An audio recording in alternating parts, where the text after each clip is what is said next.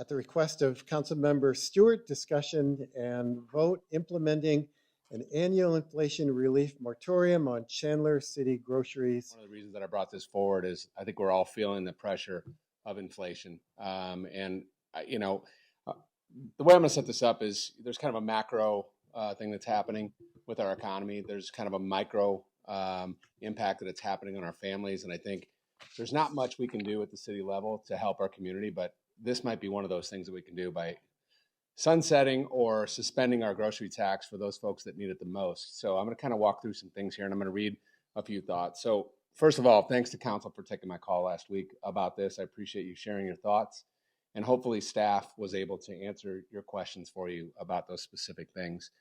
But I want to recognize the inflationary challenges we face and the hardship that's been created for many in our city. Inflation's not slowing down, as we noticed with the January report, and many of my neighbors are at a crossroads, and our folks need help making ends meet rather than choosing between a tank of gas or feeding their kids. Every one of us up here and city staff understands how hard this is for many, and that's why I want to have the discussion with you and with the community about a proposal to suspend our grocery tax. It's 1.5% on all non-prepared foods, and I'd like for that to go into effect as early as April 15th, but I would settle for July 1st, which is the beginning of our next fiscal year. And we could provide what little relief we can at the dinner table. We have the opportunity to help people in their homes, right? It's very simple, especially the working poor and those folks that don't qualify for government assistance, or those that don't want to take government assistance, that want to put food on their table for themselves and their families without taking a handout. So moms shouldn't decide on whether or not to pay for groceries or school clothes because eggs are $7. If there's a little bit that we can do, I'd like to consider that. So a food tax reduction is a tax relief for everyone. This is not about picking winners and losers, because a property tax reduction is for owners. It's not for renters. It's not passed through. This relief is about acknowledging and easing the financial burden that inflation is placing on our community and taking the steps to alleviate, because we can afford it. If you know me, I'm always watching our budget. And so is everyone on this dais. City Chandler has been experiencing good times and prosperity for years as a service provider and a corporation of the services that are delivered to our community. And we're excellent at it. And it's a testament to our staff. We have a $10 million emergency fund, right? We have a $38 million contingency fund. These dollars are not earmarked for anything, right? So $48 million right there.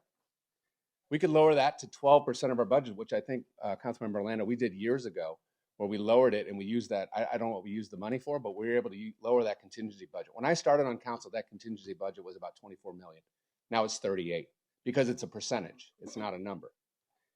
So if we lowered that, that would take us to, we could lower that by 3%, and that would take us to 26.6 million to cover as a buffer for inflationary overruns while providing relief to the community. And like I said, we did that long ago. And lastly, city revenues this fiscal year have taken in over $31 million over our forecast. And we're tracking to be plus 50 million. I think, Dawn, thank you, give me updated numbers, about 48 million by June 30th year end. That's our fiscal year end. So we have nearly $100 million and not budget for anything. And I know we want to pay another 50 million in our PSPRS budget, but that's already baked into our plan, because that's a direction that we gave our budget people last session to make sure we get this thing paid down quicker. I know the mayor wants to pay an additional 20 million this year, which I still think we can do, because that can be baked into the budget. We're building ballparks. We're adding more policemen. We're adding fire stations. We're investing in our infrastructure. John Knutson is doing an incredible job keeping our water rates low and investing in our infrastructure there. We are killing it, and we're investing in our city at doing the same time. So that brings me to the cost of this proposal. Suspension of the entire 1.5% would cost the city about $14 million. Suspending it half at 0.75 would cost us $7 million. Still, remember, we're not planning to cut anything. The budget's going to move forward. As a matter of fact, there's $33 million in decision packages that our staff has said they need to provide better service. We can still fit this in, even with the sales tax cut. So the fact remains, we are doing very well, folks. And this is an opportunity for us to give back to those that need it the most. So I'm going to end with this. I'm going to ask my fellow council members to think about this idea with compassion and understanding for people in our community are having trouble paying their bills. Let's show that we care about our constituents' well-being by giving them some help during these hard times. And I'm only asking for this to be reviewed annually. So if next year we need the revenue because something happens at the legislature or because we're in a recession, we can toggle this switch back on. And I'm asking for this ordinance to be put in place so that every February, the last meeting of February, we look at our budget, we look at our situation, we decide what we need to do, and we all sit up here and vote again. It's a responsible thing to do. So most importantly, I want to thank Mayor and Council for being budget watchdogs that they are and supporting the work of our staff to provide the best-in-class services that our residents expect. And with that, I want to make a motion for staff to put together an ordinance for our next meeting and like to open up the discussion and get everyone's input on what relief we are willing to provide. Thank you. So I move to direct staff to prepare an ordinance to suspend the collection of the city's grocery transaction privilege tax at 1.5% effective July 1st, 2023, or require the council to reconsider whether to reinstate or continue the suspension before the last regular council meeting of February of each year. Thank you, Mayor. Okay. I wasn't expecting a motion at this point, but there is a motion on the floor. Is there a second? Mayor, I'd like to open it up for discussion. You made a motion, sir. Okay. There has to be a second. Is there a second?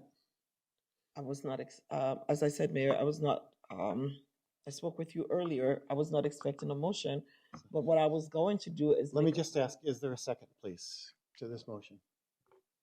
Hearing none, the motion dies.